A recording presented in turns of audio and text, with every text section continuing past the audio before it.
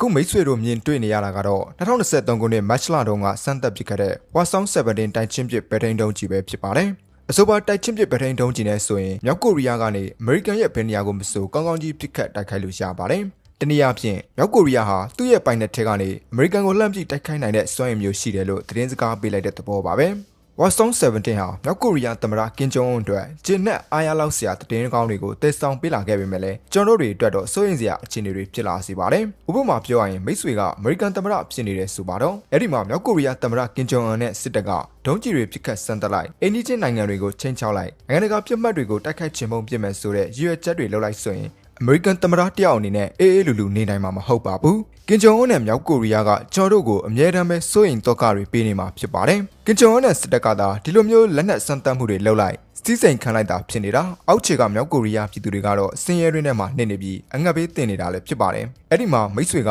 အမေရိကန်သမ္မတတယောက်အနေနဲ့ရှေ့ကသမ္မတတွေမဟုတ်ပဲပြဿနာကိုတစ်ခါတည်းနဲ့အပြတ်ရှင်းဖို့ဆုံးဖြတ်လိုက်မယ်ဆိုရင်တော့ဆိုးရွားတဲ့အကျိုးဆက်တွေကိုခံစားရမှာသိကြပါတယ်။ဘာကြောင့်လဲဆိုတော့ကျွန်တော်ရှင်းပြပါမယ်။တကယ်တော့အမေရိကန်နဲ့မြောက်ကိုရီးယားကြားကစစ်အင်အားရှင်းစရာမဟုတ်ပါဘူး။အမေရိကန်မှာက F-35 လိုမျိုး Jet Fighter နဲ့ M1 Abrams လိုမျိုးတင်ကားတွေရှိနေချိန်မှာမြောက်ကိုရီးယားမှာက J7 တရုတ် Jet Fighter နဲ့ T-55 တင်ကားတွေလောက်ပဲပိုင်ဆိုင်ထားတာဖြစ်ပါတယ်။ဒါပေမဲ့လည်းအမေရိကန်အနေနဲ့ဒီလိုမျိုးစစ်အင်အားရတာလုံအင်အားဖြစ်နေလို့မြောက်ကိုရီးယားကိုကြွကြော်တိုက်ခိုက်မယ်ဆိုရင်တော့မှားသွားနိုင်ပါတယ်။မကြသေးမီကမှပင်တဂွန်ကနေလေးလာတွေ့ရှိခဲ့တဲ့စစ်တမ်းတစ်ခုကိုကိုင်းပြီးပြောရမယ်ဆိုရင်အမေရိကန်ဟာနျူကလ িয়ার လက်နက်မပါဘဲနဲ့မြောက်ကိုရီးယားကိုတိုက်ခိုက်မယ်ဆိုရင်တောင်အကျိုးဆက်အနေနဲ့တနေ့ကိုတောင်ကိုရီးယားအရက်သားပြည်သူပေါင်း2000တည်ဆုံနေမယ်လို့သိရပါတယ်။အမေရိကန်ကမြောက်ကိုရီးယားကိုတိုက်တာနဲ့ဘာကြောင့်တောင်ကိုရီးယားကပြည်သူတွေကအသက်ပေးရမှာလဲ။ညောင်ကမ်းပါပြိုတာနဲ့ဇမ်ပါနကိုကနမပေါင်ကျိုးရရောလား။အာနာရှင်ကောင်းဆောင်နဲ့သူ့ရဲ့နိုင်ငံပိုင်နက်တည်တည်လေးကိုကြွကြော်တိုက်ခိုက်ဖို့ရအဲ့ဒီလောက်ထိခံနေတာလား။ဒီနိုင်ငံကိုသာကျူးကျော်တိုက်ခိုက်ခဲ့မယ်ဆိုရင်တတိယကမ္ဘာစစ်ဖြစ်တဲ့အထိစစ်မီးကကြီးမားလာမှာလားအရာအလုံးကိုအဆုံးသတ်သွားနိုင်ခြင်းရှိမလားအဆရှိတဲ့မိကွန်းတွေဟာမိတ်ဆွေတို့ခေါင်းထဲမှာပေါ်လာမယ်လို့ထင်ပါတယ်။ဘာကြောင့်ဒီလိုတွေဖြစ်လာနိုင်လဲဆိုတော့တမိုင်းကိုပြန်ကြည့်မယ်ဆိုရင်အမေရိကန်စစ်တပ်ဟာ1950ခုနှစ်ကျော်ကစလို့ကမ္ဘာပဋိကအသီးသီးမှာဝင်ရောက်ခြေရှုပ်ဖို့ကြိုးစားခဲ့တာကိုပဲအရင်ဆုံးပြောရပါမယ်။ကိုရီးယားစစ်ပွဲ၊ဗီယက်နမ်စစ်ပွဲ၊အီရတ်စစ်ပွဲနဲ့အာဖဂန်နစ္စတန်အစရှိတဲ့အရေးကိစ္စတိုင်းမှာအမေရိကန်ကတိတိတတ်တာကိုပဲဝင်ရောက်ဆုတ်ဖက်ခဲ့တာဖြစ်ပြီးကိုရီးယားစစ်ပွဲမှာဆိုရင်မြောက်ကိုရီးယားဘက်ကအတော်လေးအထိနာခဲ့ပါတယ်။ဒါပေမဲ့လည်းအရင်တုန်းကမြောက်ကိုရီးယားနဲ့အခုမြောက်ကိုရီးယားကတော့မတူတော့ပါဘူး။မြောက်ကိုရီးယားဟာအဓိကအရေးပါတဲ့နေရာတွေနဲ့တိုက်ပွဲကင်းမဲ့ဆုံးတစ်လျှောက်လုံးမှာကြီးမားကျယ်ပြန့်တဲ့လှိုင်ကောင်းကွန်ရက်တွေ၊ကရုတ်ချင်းတွေတိစောက်ထားပြီးအချို့နေရာတွေမှာဆိုရင်စစ်သားအယောက်2000လောက်လာပေါင်းများစွာနေနိုင်အောင်စီမံထားပါတယ်။ဒါကြောင့်အမေရိကန်အနေနဲ့မြောက်ကိုရီးယားကိုမြေပြင်ကနေမဟုတ်ဘဲဝင်းထက်ကနေတိုက်ခိုက်မယ်ဆိုရင်အဆိုပါနေရာတွေကိုအလုံးစုံချင်းပုံပြနိုင်မှာမဟုတ်ပါဘူး။အမေရိကန်မှာက GBU-37 နဲ့ GBU-57 တို့လိုအလွန်စွမ်းထက်တဲ့ဘန်ကာပြတ်ဘုံးကြီးတွေရှိနေပြီးအဲ့ဒီဘုံးတွေဟာအနက်ပေ200လောက်အထိထိုးဖောက်ဝင်ရောက်တိုက်ခိုက်ပျက်စီးနိုင်စွမ်းရှိတယ်ဆိုပေမဲ့လို့မြောက်ကိုရီးယားရဲ့ဘန်ကာအများစုဟာကြီးမားလာတဲ့တောင်ကုန်းတောင်တန်းတွေပေါ်မှာတိစောက်ထားတာဖြစ်တာကြောင့်တက်ရောက်အားနည်းသွားပါလိမ့်မယ်။ဒါကြောင့်ရွံ့ပြုံးမှာရှိတဲ့နျူကလ িয়ার သုတေသနအဆောက်အဦလိုမျိုးနေရာမျိုးကိုဝင်းထက်ကနေတိုက်ခိုက်မယ်ဆိုရင်တောင်မှအရာအလုံးကိုတိုက်ခိုက်ခြင်းပုံပြနိုင်ဖို့တော့ခဲရင်ပါတယ်။အမေရိကန်ရဲ့ထောက်လှမ်းရေးအင်အားကအရန်ကြီးမားနေလို့မြောက်ကိုရီးယားရဲ့ဒုံးကျည်တီနေရာတွေနဲ့ကုကဲရေးဌာနချုပ်တွေကိုသိရှိနေတာတောင်မှဝင်းတိုက်ခိုက်မှုတွေတက်တက်နဲ့တော့အလုံးစုံဖျက်ဆီးပြနိုင်မှာမဟုတ်ပါဘူး။တကယ်စစ်ပွဲဖြစ်လာပြီဆိုရင်မြောက်ကိုရီးယားကိုသူတို့တွေရဲ့ဒုံးကျည်တွေမပစ်ခင်မှာတားဆီးပစ်လို့တော့ရပါတယ်။ဒါပေမဲ့လည်းမြောက်ကိုရီးယားဟာသူတို့ရဲ့ရွေလျားသွားလာအသုံးပြုနိုင်တဲ့လောင်ချာတွေကိုလုံခြုံတဲ့လှိုင်ကောင်းတွေကနေတည်ယူပြီးချက်ချင်းထုတ်ယူပစ်ခတ်နိုင်တာဖြစ်လို့အမေရိကန်အတွက်ကတော့ဒီလိုအခြေအနေတွေမှာ Jet Fighter တွေအသုံးပြုပြီးအချိန်မီတားဆီးနိုင်ဖို့ကမဖြစ်နိုင်တော့ပါဘူး။ဒါကြောင့် Jet Fighter တွေဘုံကျဲလင်တွေတိတက်တက်နဲ့တော့မြောက်ကိုရီးယားကိုအနိုင်ယူလို့မရတာအမှန်ပါ။အခြားရွေးချယ်စရာတွေကိုကြည့်လိုက်မယ်ဆိုရင်လည်းမြောက်ကိုရီးယားရဲ့ချင်းချောက်မှုတွေကိုလုံးဝအမြင့်ပြတ်တုံ့တင်ပြနိုင်ဖို့အတွက်ဆိုရင်မြောက်ကိုရီးယားတနိုင်ငံလုံးကိုအောင်မြင်စွာသိမ်းပိုက်ပြမှာရမှာဖြစ်ပါတယ်။ဒါပေမဲ့လည်းကျွန်တော်တို့တွေကိုရီးယားကျွန်းဆွယ်ရဲ့ပထဝီမြေပြင်အနေအထားကိုစက္ကန့်ပိုင်းလောက်ဖြတ်ကနေကြည့်လိုက်မယ်ဆိုရင်တော့အမေရိကန်အတွက်တော့မြောက်ကိုရီးယားကိုကျူးကျော်တိုက်ခိုက်တာဟာအီရတ်ကိုကျူးကျော်တိုက်ခိုက်ခဲ့တုန်းကထက်အများကြီးပိုခက်နိုင်တယ်ဆိုတာကိုမိတ်ဆွေတို့မြင်နိုင်ပါလိမ့်မယ်။တွေးကြတဲ့အတိုင်းပဲတိုက်ပွဲကင်းမဲ့စုံတစ်လျှောက်ကိုချီတက်မယ်ဆိုရင်တောင်မှလုံးဝကိုအိမ်မက်ဆိုးဖြစ်သွားနိုင်တဲ့အခြေအနေတွေပါ။အဆိုပါတိုက်ပွဲကင်းမဲ့စုံတွေကြားမှာမြောက်ကိုရီးယားဟာမြုံမိုင်းတန်ပေါင်းများစွာမြုပ်ထားသလိုအမြောက်လက်နက်ပေါင်း13000ဆိုဗီယက်ပြည်ထောင်စုရဲ့လက်ရာစကတ်ဒုံးကြီးတွေတင်ကားတွေမြေပြင်မှဝင်ပစ်ဒုံးကြီးတွေကရုတ်ချင်းတွေဥမင်လှိုင်ကောင်းတွေအပြင်ခံမှန်းခြေအားဖြင့်မြောက်ကိုရီးယားစစ်သား9သိန်းခွဲလောက်ဟာ အဲ့ဒီ148မိုင်လောက်ရှည်လျားတဲ့နယ်စပ်မြင့်တစ်လျှောက်တိုက်ပွဲကင်းမဲ့စုံတစ်လျှောက်မှာရှိနေတာဖြစ်ပါတယ်အမေရိကန်ကြီးတပ်တွေအနေနဲ့အဆိုပါနေရာကိုကျော်ဖြတ်နိုင်ခဲ့မယ်ဆိုရင်လည်းမြောက်ကိုရီးယားနိုင်ငံအနှံ့မှာဖြန့်ကျက်တပ်ဆွဲထားတဲ့မြောက်ကိုရီးယားစစ်သား9သိန်းခွဲလောက်နဲ့ထပ်မံရင်ဆိုင်ရအောင်မှာဖြစ်ပြီးတမိုင်းတစ်လျှောက်စစ်ပွဲတွေကိုကျွန်တော်တို့ကြည့်လိုက်မယ်ဆိုရင်လည်းခုခံစစ်ပြင်ထားတဲ့နိုင်ငံတနိုင်ငံကစစ်သားတွေဟာအဲ့ဒီလိုမျိုးအချိန်မျိုးမှာမြို့ချစ်စိတ်တဲ့တိုင်းပြည်ချစ်စိတ်အမြင့်ဆုံးအမှတ်ကိုရောက်နေတတ်ပြီးကျူးကျော်စစ်ကိုအပြင်းထန်ခုခံကာကွယ်တတ်တာမျိုးရှိနေတော့အမေရိကန်အတွက်တော့အရင်ကြီးမားမဲ့စစ်ပွဲတစ်ပွဲဖြစ်လာမှာတေချာနေပါတယ်ပြီးတော့မြောက်ကိုရီးယားနိုင်ငံသားအများစုဟာစစ်မှုမထမ်းမနေရဥပဒေကြောင့်စစ်လက်ကျင့်မှုကအနည်းဆုံး9နှစ်လောက်ရှိထားကြသူတွေဖြစ်ပြီးစစ်လက်နက်ပစ္စည်းတွေကိုကင်တွယ်ရမှာလဲအကျွမ်းတဝင်ရှိကြတာကြောင့်အမေရိကန်အတွက်တော့လွယ်ကူမှာမဟုတ်ပါဘူးဗီယက်နမ်စစ်ပွဲမှာတော့တောင်မှတွေ့ရလက်နက်ဆွဲကင်ခုခံတဲ့ဗီယက်နမ်လက်သမားတွေကိုခက်ခက်တိုက်ခိုက်ခဲ့ရတဲ့အမေရိကန်အတွက်တော့လက်ကျင့်သားရှိနေတဲ့မြောက်ကိုရီးယားသားတွေကိုတိုက်ခိုက်ရမှာကပိုပြီးခံမှာမလွဲပါဘူး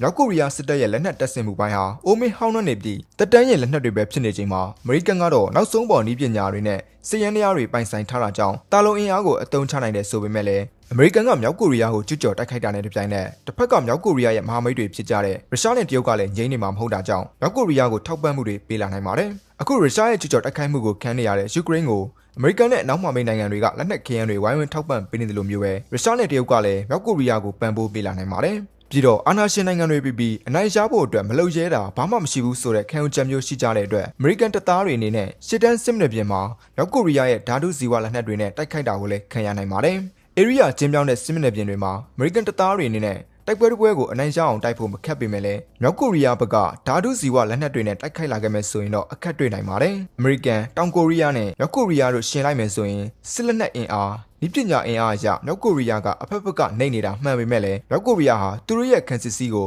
နှစ်ပေါင်း80နီးပါးအချိန်ယူပြည့်စင်တည်တည်ချာချာဒီဇိုင်းဆွဲတည်ဆောက်ထားတာကိုတော့ကျွန်တော်တို့တွေမမေ့ထားသင့်ပါဘူး။ကျွမ်းကျင်သူတွေကတော့အမေရိကန်နေနဲ့မြောက်ကိုရီးယားကိုကြွကြော်တိုက်ခိုက်ခဲ့မယ်ဆိုရင်တပ်သားပေါင်းထောင်နဲ့ချီတောင်းနဲ့ချီကြောက်ဆုံးနိုင်တယ်လို့မှတ်ချက်ပြုထားပါတယ်။မြောက်ကိုရီးယားခံစစ်စည်းကိုအမေရိကန်ထိုးဖောက်တိုက်ခိုက်နိုင်ဖို့ဟာရက်သက်တစ်ပတ်အနေငယ်လောက်ကနေလာပေါင်းများစွာကြာမြင့်နိုင်တယ်လို့လည်းသိရှိရပြီးဗီယက်နမ်စစ်ပွဲတုန်းကလိုနေ့စဉ်နဲ့မျှအမေရိကန်တပ်သားတွေတဖြုတ်ဖြုတ်ကြာဆုံးနေတဲ့အခြေအနေတွေကိုရင်ဆိုင်ရလာနိုင်ပါတယ်။ဒါကြောင့်အမေရိကန်နဲ့တောင်ကိုရီးယားတို့အဖို့တိုက်ပွဲကင်းမဲ့စုံတွေကိုဖျက်ကျော်မတိုက်ခိုက်နိုင်ဘူးဆိုတာထက်ရင်းနှီးရမယ့်တန်ဖိုးကကြီးမားနေတာကြောင့်သာမြောက်ကိုရီးယားကိုအခုထက်ထိမထီရဲသေးတာဖြစ်ပါတယ်။ဆိုတော့ကျွန်တော်တို့တွေအမေရိကန်အတွက်အခြားရွေးချယ်စရာကိုလည်းကြည့်ကြည့်ကြအောင်ပါ။မြောက်ကိုရီးယားကိုကြည့်တက်လေတက်နဲ့တိုက်ခိုက်လို့တိတ်မလွယ်ဘူးဆိုရင်ရေတက်နဲ့ဆိုရင်ရောရေတက်နဲ့ဆိုရင်တော့အမေရိကန်အနေနဲ့တိုက်ပွဲကင်းမဲ့စုံကိုရှောင်လွှမ်းနိုင်ပြီးကမ်းရိုးတန်းကနေတဆင့်မြို့တော်ပြုံးရန်အထိကိုစစ်ချီနိုင်တဲ့လမ်းကြောင်းတွေရှိနေပါတယ်။ဒီနေရာမှာကံကောင်းတာတစ်ခုကတော့မြောက်ကိုရီးယားရဲ့အရှေ့ဘက်ကမ်းရိုးတန်းဟာအနောက်ဘက်နဲ့တိုက်ပွဲကင်းမဲ့စုံထက်အစားပေါင်းများစွာလုံခြုံရေးအင်အားနှဲပါပါတယ်။ပြီးတော့ဂျပန်နဲ့အမေရိကန်အနောက်ဘက်ကမ်းရိုးတန်းတွေကနေစစ်သင်္ဘောတွေကိုအုပ်လိုက်အလွယ်တကူပို့ဆောင်ပေးနိုင်ပါတယ်။ဒါပေမဲ့လည်းပြဿနာတစ်ခုတော့ရှိနေပါတယ်။အဲဒါကတော့အမေရိကန်နဲ့တပ်ဖွဲ့တွေကိုဘယ်လိုမျိုးကန့်တက်တိုက်ပွဲနှွှဲစေမလဲဆိုတာပါပဲ။မြောက်ကိုရီးယားရဲ့အရှေ့ဘက်ကမ်းရိုးတန်းဟာမိုင်ပေါင်း400လောက်ရှည်လျားပေမဲ့လည်းအမေရိကန်တပ်တွေအနေနဲ့ကန့်တက်ဖို့အတွက်ရွေးချယ်စရာနေရာကအနည်းငယ်ပဲရှိနေတာပါ။ဒီနေရာမှာဟန်ဟွန်းကကန့်တက်ဖို့အတွက်အကောင်းဆုံးရွေးချယ်စရာတစ်ခုဖြစ်လာနိုင်ပါတယ်။အဲ့ဒီမှာဆိုရင်ရဟတ်ယာဉ်တွေဆင်းသက်ဖို့ရိတ်ခါတွေချပေးနိုင်ဖို့လုံလောက်တဲ့မြေပြန့်အနေအထားတစ်ခုရှိနေပြီးဂျပန်ရဲ့ latest scan တွေနဲ့လည်းနှီးတာကြောင့်အမေရိကန်အတွက်ဟန်ဟွန်းကအကောင်းဆုံးရွေးချယ်စရာဖြစ်နေတာပါ။ဒါပေမဲ့လည်းမြောက်ကိုရီးယားရဲ့မဟာမိတ်ဖြစ်တဲ့တရုတ်ကဂျိုဒုကွန်ရက်ကိုအသုံးချပြီးအမြဲတမ်းပဲထောက်လှမ်းစောင့်ကြည့်နေတာဖြစ်တာကြောင့်အမေရိကန်အနေနဲ့1950ခုနှစ်တုန်းကလိုမျိုးမြောက်ကိုရီးယားကိုရုတ်တရက်အလင်းငိုက်ဖန်တိုက်ခိုက်လို့တော့မကြားတော့ပါဘူး။မြောက်ကိုရီးယားဟာခန်းစစ်ကိုအသေးချာပြင်ဆင်ထားတဲ့အပြင်ရုရှားနဲ့တရုတ်ကလည်းလက်နက်ထောက်ပံ့မှုတွေလုပ်လာမှတေချာနေတာကြောင့်အမေရိကန်အနေနဲ့ဟန်ဟွန်းမှာအောင်မြင်စွာကန့်တက်နိုင်ခဲ့မယ်ဆိုရင်တောင်မှခက်ကြအချိန်ဆွဲအခြေစိုက်ထားလို့တော့မရပါဘူး။အမေရိကန်ဟာကန့်တက်တိုက်ပွဲတွေမှာအတွေ့အကြုံရှိထားပြီးနိုင်ငံဖြစ်တာနဲ့အညီအကောင်းဆုံးမဟာဗျူဟာကိုရွေးချယ်နိုင်စွမ်းရှိနေပေမဲ့လည်းတကယ်ပြဿနာကအဲ့ဒီအချိန်မှာစမှာဖြစ်ပါတယ်။စစ်စင်ရေးတစ်ခုရဲ့အရေးကြီးဆုံးအပိုင်းဟာဘာလဲလို့စစ်ဘက်ဆိုင်ရာတာဝန်ရှိသူတွေမပြောနဲ့ကျွန်တော်မိတ်ဆွေတို့လိုတာမန်လူတွေကိုပဲမေးမယ်ဆိုရင်တောင်မှထောက်ဖို့လမ်းကြောင်းလိုပဲအားလုံးကဖြေကြပါလိမ့်မယ်အထူးသဖြင့်ကုန်းရည်နှစ်သွဲစစ်စင်ရေးတွေမှာဆိုရင်ရစ်တက်သားပဲဖြစ်ဖြစ်လေဒီတက်သားပဲဖြစ်ဖြစ်တစ်ချိန်တစ်ချိန်လောက်တိုက်ပွဲနှွှဲပြတာနဲ့တပြိုင်နက်တိတိတတာလိုအပ်လာမှာကလက်နက်ခဲယမ်းပဲဖြစ်ပါတယ်အဲ့ဒီအတွက်ထောက်ဖို့ပစ္စည်းတွေလွယ်လွယ်ကူကူပို့ဆောင်နိုင်တဲ့အနေအထားမျိုးမရှိဘဲနဲ့မြောက်ကိုရီးယားအတွင်းစီးတဲ့အထိထိုးဖောက်ဝင်နိုင်ဖို့ရာခက်ခဲပါလိမ့်မယ်အမေရိကန်နဲ့လေဒီတပ်သားတွေကိုအသုံးပြုပြီးမြောက်ကိုရီးယားကုန်းတွင်းပိုင်းပဲဝင်ရောက်နိုင်တယ်ဆိုရင်တောင်မှမြို့တော်ပြုံယမ်းကိုမရောက်မီလက်နက်ခဲယမ်းကပြက်လက်သွားမှာဖြစ်ပါတယ်။ဒီလိုမဖြစ်အောင်လို့ထောက်ဖို့လမ်းကြောင်းတစ်ခုကခက်ခဲမမရှိနေဖို့လိုအပ်ပါတယ်။ဒီလိုမှမဟုတ်ပဲလက်နက်ခဲယမ်းပြက်လက်ကနီးမှာမြောက်ကိုရီးယားတင်ကားတွေနဲ့သာရင်ဆိုင်ရရင်အမေရိကန်တပ်သားတွေအားလုံးအဟောတိကံဖြစ်သွားနိုင်ပါတယ်။ ကျွမ်းကျင်သူတွေကတော့အမေရိကန်တွေနဲ့မြောက်ကိုရီးယားအတွင်းစည်းတဲ့အထိစစ်ချီနိုင်ဖို့အတွက်ဆိုရင်တစ်နေ့ကိုလက်နက်ခဲယမ်းပမာဏကတန်ချိန်2000လောက်အထိလိုအပ်နိုင်တယ်လို့ဆိုပါတယ်။တန်ချက်ကာရှင်တွေတင်ကားတွေနဲ့ဗျူဟာရလိုအပ်တဲ့စစ်လက်နက်ပစ္စည်းကိရိယာတွေများလေလိုအပ်တဲ့ထောက်ပို့လမ်းကြောင်းပမာဏကလည်းကြီးမားလေဖြစ်ပါတယ်။ရုရှားဟာယူကရိန်းကိုကျူးကျော်တိုက်ခိုက်စဉ်မှာရိတ်ခါလိုအပ်ချက်ကိုအချိန်မီမဖြည့်ပေးနိုင်ဘူးဆိုရင်ရုရှားတပ်သားတွေအနေနဲ့ယူကရိန်းရဲ့ဈေးဆိုင်တွေစူပါမားကတ်တွေကနေစားနပ်ရိက္ခာတွေဖောက်ထွင်းပြီးယူနိုင်လို့ရပါတယ်။ဒါပေမဲ့လည်းအမေရိကန်တပ်သားတွေအနေနဲ့မြောက်ကိုရီးယားကိုကျူးကျော်တိုက်ခိုက်မယ်ဆိုရင်တော့ရိတ်ခါပြက်လက်ချိန်မှာရုရှားလိုမျိုးလှုပ်ချင်တောင်မှလုပ်လို့မရပါဘူး။ဘာကြောင့်လဲဆိုတော့အားလုံးသိကြတဲ့အတိုင်းပဲမြောက်ကိုရီးယားမှာကဈေးဆိုင်တွေရဲ့စူပါမားကတ်ရဲ့လို့ဘာဆိုဘာမှမရှိနေတာကြောင့်ပဲဖြစ်ပါတယ်။ပြီးတော့မြောက်ကိုရီးယားမှာလျှက်စစ်မီဆိုတာကလည်းခက်ရှားရှားဆိုတော့အမေရိကန်အတွက်ကပါဝါအရင်းမြစ်လိုအပ်ချက်ကလည်းမြင့်မားလာနိုင်ပါတယ်။အခြေခံလိုအပ်ချက်တွေကအစဖြည့်ဆည်းတိုက်ခိုက်ရမယ့်စစ်ပွဲဖြစ်တာကြောင့်အမေရိကန်အတွက်တော့အစကနေအစုံလိုအပ်ချက်တွေမြင့်မားနေတဲ့စစ်ပွဲဖြစ်နေတာပါ။ဒီလိုနည်းတွေနဲ့ပဲမြောက်ကိုရီးယားရဲ့ကမ်းခြေတစ်ခုခုမှာစိတ်ကမ်းတိဆောက်ပြီးထောက်ပို့လမ်းကြောင်းတစ်ခုခိုင်ခိုင်မာမာတိဆောက်နိုင်ခဲ့မယ်ဆိုရင်တောင်မှအမေရိကန်အတွက်ကမြို့တော်ပြုံယမ်းအထိစစ်ချီရမယ့်ခီးဟာမိုင်း200လောက်ဖြစ်ပါတယ်။ပြီးတော့ချီတက်ရမယ့်ခီးလမ်းမှာလည်းအာဖဂန်နစ္စတန်နဲ့ချေချင်းညာဒေသတွေလိုမျိုးတန်ချက်ကစစ်ကြောင်းတွေကိုခြုံခိုတိုက်ခတ်ရလွယ်ကူတဲ့ကျင်းမြောင်းတဲ့တောင်ကြားလမ်းတွေကိုလည်းအမေရိကန်တွေနဲ့ဖျက်ဆီးရအောင်မှာဖြစ်ပါတယ်။မြောက်ကိုရီးယားရဲ့တောင်ကုန်းတောင်တန်းတွေကိုဖျက်ရမယ့်ခီးလမ်းကြောင်းကလည်းကျင်းမြောင်းတဲ့အတွက်အမေရိကန်တွေနဲ့လွယ်ကူမှာမဟုတ်ပဲလန်ဒရှောက်မှာမြောက်ကိုရီးယားစစ်သားတွေရဲ့ခြုံခိုတိုက်ခိုက်မှုပေါင်းများစွာပျောက်ကြားစစ်ပေါင်းများစွာကိုခန်းစားရနိုင်ပါတယ်။အဲ့ဒီမှာတင်မဲ့အမေရိကန်ရဲ့ထောက်ပို့အချိတ်ဆက်တွေစစ်ရန်များတွေတပ်သားတွေတဖြုတ်ဖြုတ်ကျွေးပြီးစစ်ချီရတာနှေးသလောက်အကုန်ကျနဲ့ပေးဆက်ရတဲ့အရင်ဒီအရန်များနေပါလိမ့်မယ်။ဒါတွေဟာမြို့တော်ပြုံယမ်းအထိအမေရိကန်တွေနဲ့စစ်ချီခဲ့မယ်ဆိုရင်တောက်လျှောက်ကြုံသွားရနိုင်တဲ့အခြေအနေဆိုးတွေဖြစ်ပါတယ်။ဒါကြောင့်မြောက်ကိုရီးယားရဲ့အရှေ့ဘက်ကမ်းရိုးတန်းကနေကျူးကျော်စစ်ဆင်ခဲ့မယ်ဆိုရင်ဆင်လို့ရနေပြီမဲ့လေဒါကလည်းအန္တရာယ်များလာတဲ့ရွေးချယ်စရာတစ်ခုဖြစ်နေပါသေးတယ်။ထောက်ပို့လမ်းကြောင်းကိုခိုင်ခိုင်မာမာတိစောက်ထားနိုင်ဖို့ကအရန်ခက်ခဲပြီးတောလာရမယ့်ခီးနဲ့အကွာဝေးပစ်ဆက်ရမယ့်အရင်းတွေကလည်းတကယ်ကြောက်စရာပါ။အရှေ့ဘက်ကမ်းရိုးတန်းကမလွယ်ဘူးဆိုရင်အနောက်ဘက်ကမ်းရိုးတန်းကနေကန့်တက်တိုက်ပွဲနှွှဲပြီးကျူးကျော်တိုက်ခိုက်မယ်ဆိုရင်ရောအမေရိကန်တွေနဲ့ဒီလမ်းကြောင်းကိုရွေးချယ်မယ်ဆိုရင်တော့နမ်ပိုဆိုတဲ့စိတ်ကမ်းကြီးတစ်ခုရှိနေပြီးမြို့တော်ပြုံယမ်းနဲ့လည်းမိုင်40တာဝေးကွာတာကြောင့်မျက်စိကျခြင်းစရာတော့ကောင်းနေပါလေ။ဒါပေမဲ့လည်းနမ်ပိုစိတ်ကမ်းကိုဝင်စီးပြီးကန့်တက်တိုက်ပွဲနှွှဲမယ်ဆိုရင်တောင်မှအမေရိကန်အတွက်ထောက်ပို့လမ်းကြောင်းထိဆောက်ဖို့ကလည်းပြဿနာတစ်ခုဖြစ်နေပါသေးတယ်။အရှိတ်ကံရိုးတန်းမှာလိုပဲအမေရိကန်တပ်ဖွဲ့တွေအတွက်နေ့စဉ်လက်နက်ခဲယမ်းထောက်ပို့ပစ္စည်းလိုအပ်ချက်ကတန်ချိန်2000လောက်ရှိနေတာကြောင့်ဒီလောက်ပမာဏကိုရေရှည်ပံ့ပိုးနိုင်ဖို့အတွက်ကအတော်လေးခက်နေတာဖြစ်ပါတယ်။ပြီးတော့အနောက်ဘက်ကံရိုးတန်းမှာကနောက်ထပ်ပြဿနာတစ်ခုရှိနေပါသေးတယ်။အရှိတ်ကံရိုးတန်းမှာဆိုရင်ထောက်ပို့တင်မောတွေလင်းနေတင်မောတွေဟာမြောက်ကိုရီးယားအမြောက်တပ်တွေလက်လှမ်းမမီနိုင်တဲ့အကွာအဝေးတွင်းမှာရှိနေတာကြောင့်ပင်လယ်ပြင်မှာလွတ်လွတ်လပ်လပ်လှုပ်ရှားသွားလာလို့ရပါတယ်။ဒါပေမဲ့လည်းအနောက်ဘက်ကံရိုးတန်းမှာဆိုရင်တော့အမေရိကန်ရေတပ်အခြေစိုက်ထားတဲ့နေရာဒေသအားလုံးဟာမြောက်ကိုရီးယားရဲ့အမြောက်တပ်တွေဒုံးကျည်တွေလက်လှမ်းမီနိုင်တဲ့အကွာအဝေးတွင်းမှာရှိနေတာကြောင့်နေ့စဉ်နဲ့အမျှဒုက္ခတွေ့နိုင်ပါတယ်။တရုတ်ကပါဝင်းကူမယ်ဆိုရင်တရုတ်ရဲ့တိုက်ခိုက်မှုကိုပါအမေရိကန်တွေနဲ့ခံရအောင်မှာဖြစ်ပါတယ်။အမေရိကန်ရေတပ်အတွက်စွန့်စားရတာနဲ့ထိုက်တန်တဲ့အကျိုးမြတ်မျိုးရှိလိမ့်မယ်လို့ယူဆမယ်ဆိုရင်တောင်မှပဲနောက်ဘက်ကံရိုးတန်းမှာမြောက်ကိုရီးယားကအခြေချတက်ဆွဲထားတဲ့တပ်စခန်းတွေအများကြီးရှိနေတာပါပြောရရင်မြောက်ကိုရီးယားဟာအဲ့ဒီဘက်ခြမ်းမှာတန်ချက်ကတပ်တွေတင်ကားတပ်တွေအမြောက်တပ်တွေနဲ့အခိုင်အမာခန်းစစ်ယူထားတာဖြစ်ပြီး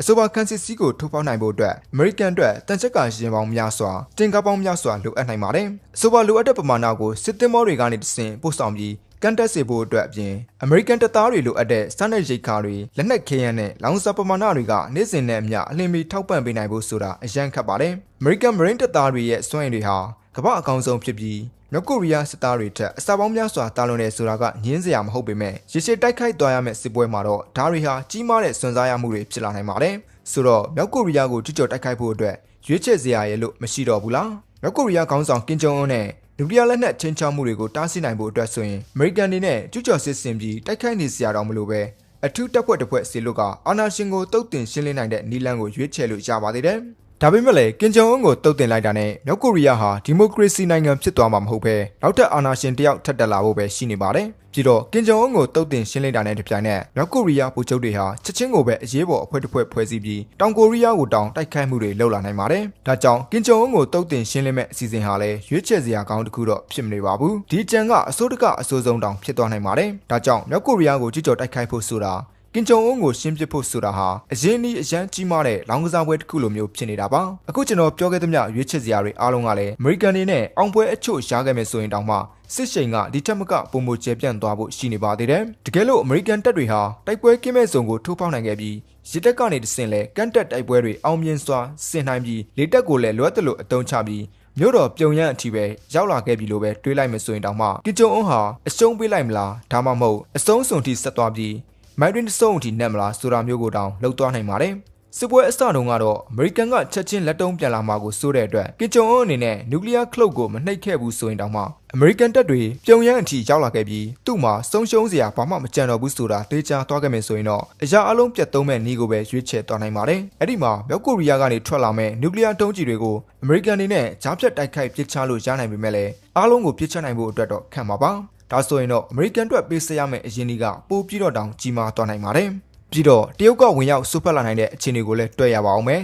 1950ခုနှစ်တုန်းကဆိုရင်အမေရိကန်ဥဆောင်တဲ့တပ်တွေကြောင့်မြောက်ကိုရီးယားတပ်တွေအခြေမလှဖြစ်နေချိန်မှာတရုတ်ဟာသူ့ရဲ့တပ်ဖွဲ့ဝင်အယောက်1 သန်းလောက်ကိုစစ်တနာရီဘရက်ဘွားနဲ့မြောက်ကိုရီးယားကိုစစ်လွှတ်ပြီးကူညီပေးခဲ့ပါတယ်အဲ့ဒီတရုတ်စစ်သားတွေဟာနောက်ဆုံးမှာအိမ်ပြန်မလာနိုင်တဲ့အထိအခြေအနေဆိုးတွေကြုံခဲ့ရပေမဲ့လည်းတရုတ်အတွက်တော့မြောက်ကိုရီးယားဟာဒီနေ့အထိအကျိုးမြတ်ရှိနေတဲ့ရွေးချယ်စရာဖြစ်နေပါသေးတယ်အစိုးဆုံးအခြေအနေကိုရောက်နေချိန်မှာတရုတ်ဟာသူကိုယ်တိုင်ကင်ဂျုံအွန်းကိုဖယ်ရှားပြီးစစ်ပွဲကိုဥဆောင်ပြီးကမြောက်ကိုရီးယားတပ်တွေကိုထိုးစစ်ပြန်ဆင်နိုင်အောင်ပံ့ပိုးပေးနိုင်ခဲ့မယ်ဆိုရင်အဲ့ဒီအချိန်မှာအမေရိကန်အတွက်ရွေးချယ်စရာ2 ခုလောက်ပဲရှိနိုင်လောက်မယ်လို့တရုတ်သမ္မတရှီကျင်းဖျင်ကတွက်ဆထားနိုင်ပါတယ်အမေရိကန်တို့ပထမဆုံးရွေးချယ်စရာကတော့မြောက်ကိုရီးယားတပ်တွေကိုဆက်တိုက်ပြီးတရုတ်တပ်တွေနဲ့မှထိတ်တိုက်တွေ့ဖို့ပဲဖြစ်ပါတယ်။ဒါဆိုရင်တော့တရုတ်နဲ့မှစစ်ပွဲကဆက်ဖြစ်သွားနိုင်ပြီးတတိယကမ္ဘာစစ်ဖြစ်ဖို့အထိလုံလောက်တဲ့အကြောင်းရင်းစီကိုရောက်သွားနိုင်ပါတယ်။ဒုတိယရွေးချယ်စရာကတော့စစ်ပွဲကိုရောက်ရနေရမှာတင်မဲ့ရပ်လိုက်ပြီးတပ်သားပေါင်းထောင်ပေါင်းများစွာဆုံးရှုံးမဲ့အရေးကိုလက်ခံလိုက်ရမှာဖြစ်သလိုတောင်ကိုရီးယားနိုင်ငံကပါကတ်ဆိုးတစ်ခုနဲ့ကြုံတွေ့သွားရနိုင်ပါတယ်။ပြီးတော့တောင်ကိုရီးယားနဲ့မြောက်ကိုရီးယားကြားနယ်စပ်မျဉ်းကိုမြောက်ဖက်စီအနှဲငယ်ရွှေ့လိုက်ပြီးစစ်ပွဲကိုအဆုံးသတ်လိုက်ရမှာပါ။အမေရိကန်အတွက်တော့တရုတ်ပါဝင်ပါလာမယ်ဆိုရင်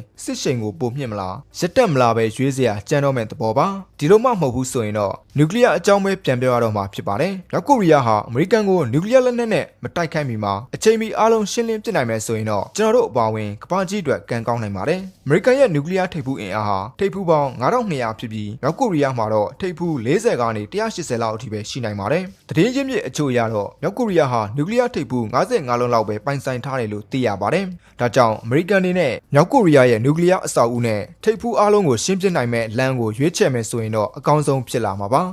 ဒါဟာအနေနဲ့အကင်းဆုံးရွေးချယ်မှုလည်းဖြစ်နေပါတယ်ဒါပေမဲ့လည်းအဲ့ဒီလိုလုံနိုင်ဖို့အတွက်လည်းတကယ်ကိုပဲမဟာဗျူဟာကြကြစစ်စင်ရေးပေါင်းများစွာဆင်နွှဲရမှာဖြစ်ပါတယ်ပြီးတော့မြောက်ကိုရီးယားကိုအမေရိကန်ကပထမဆုံးကျူးကျော်တိုက်ခိုက်မယ်ဆိုရင်နိုင်ငံတကာရဲ့ပြစ်တင်ရှုံချမှုတွေနဲ့လည်းရင်ဆိုင်ရမှာကိုထည့်တွက်ရပါလိမ့်မယ်အမေရိကန်ကစတိုက်ပြီးဆိုတာနဲ့ရန်စလိုက်တယ်ဆိုတဲ့သဘောမျိုးဖြစ်သွားပြီးမြောက်ကိုရီးယားကိုသူ့ရဲ့ဒုံးကြီးတွေချက်ချင်းပစ်ခတ်ဖို့မီးစိမ်းပြသလိုတောင်ဖြစ်သွားနိုင်ပါတယ်ကျွမ်းကျင်သူတွေကတော့အမေရိကန်နေနဲ့မြောက်ကိုရီးယားကပစ်ခတ်လိုက်တဲ့ဒုံးကျည်တွေရဲ့59%လောက်ကိုသာကြားဖြတ်တိုက်ခိုက်ပစ်ချနိုင်စွမ်းရှိတယ်လို့ဆိုထားပြီးလေကြောင်းကာကွယ်စနစ်တွေရဲ့လက်ထဲကနေလွတ်မြောက်လာတဲ့ဒုံးကျည်တွေဟာတောင်ကိုရီးယားဂျပန်နဲ့အမေရိကန်တဝန်းကပြစ်မှတ်တွေကိုဓာတ်ရိုက်ထိမှန်သွားနိုင်ပါတယ်ဆိုတော့နျူကလ িয়ার စစ်ပွဲကိုတားဆီးဖို့အတွက်နျူကလ িয়ার စစ်ပွဲတစ်ခုစတင်တာဟာလည်းကောင်းမွန်တဲ့ရွေးချယ်မှုတော့ဟုတ်မနေပါဘူးအခုကျွန်တော်စဉ်းစားမိသမျှပြောခဲ့တဲ့ရွေးချယ်စရာအားလုံးဟာမြောက်ကိုရီးယားရဲ့ချင်းချောက်မှုတွေကိုအမှန်တကယ်အဆုံးသတ်နိုင်ဖို့အတွက်အကောင်းဆုံးအစီအမံတွေတော့ဖြစ်မနေပါဘူးစစ်လက်နက်အင်အား၊ဤပညာအင်အား၊လူစွမ်းအားအရင်းမြစ်အင်အားအရအမေရိကန်ဟာမြောက်ကိုရီးယားကိုကြွကြော်တိုက်ခိုက်နိုင်စွမ်းတော့ရှိပါတယ်